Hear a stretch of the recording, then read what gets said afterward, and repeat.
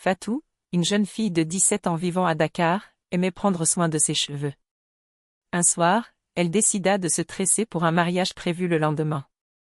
Elle avait entendu parler d'un petit salon de coiffure, situé dans un quartier un peu reculé, tenu par une femme discrète mais réputée pour son talent.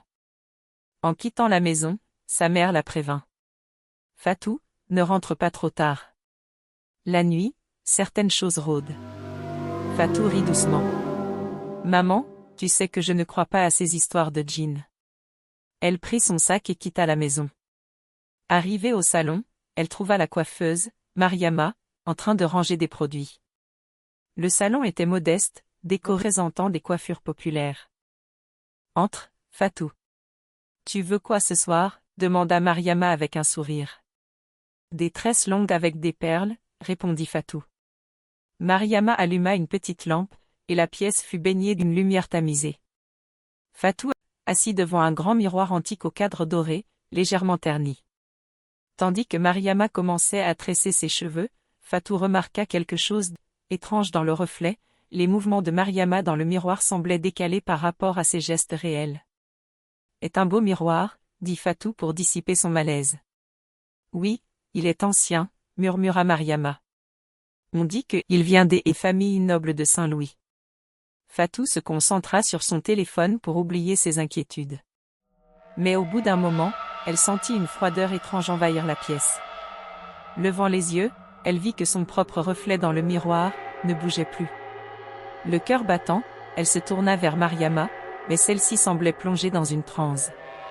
Ses mains tressaient mécaniquement, mais ses yeux étaient fixés sur le miroir.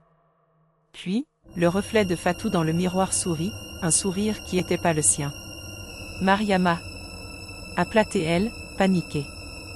La coiffeuse ne répondit pas soudain, une voix grave et sifflante résonna dans la pièce. « Pourquoi as-tu osé me déranger ?» Fatou regarda le miroir. Une silhouette sombre, presque translucide, apparaissait derrière son reflet. Était un djinn, emprisonné dans le miroir depuis des siècles. « Je ne voulais pas » balbutia Fatou, les larmes aux yeux.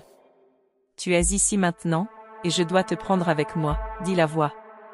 Mais Mariama, semblant sortir de sa transe, jeta une poignée de poudre blanche vers le miroir tout en murmurant des prières en wolof. Une lumière vive jaillit, et le djinn hurla avant de disparaître. Fatou, tremblante, se leva précipitamment. « Que est-ce que ça ?» demanda-t-elle. « Ce miroir est ma malédiction » répondit Mariama. « Il contient un djinn piégé. Il attire les âmes curieuses. Je t'avais laissé entrer parce que je pensais que tu serais prudente, mais tu as regardé trop longtemps dans le miroir. » Fatou quitta le salon en courant, jurant de ne plus jamais sortir la nuit.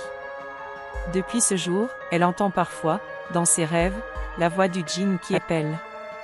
Et dans le quartier, on raconte toujours qu'il ne faut jamais regarder trop longtemps dans le miroir du salon de Mariama.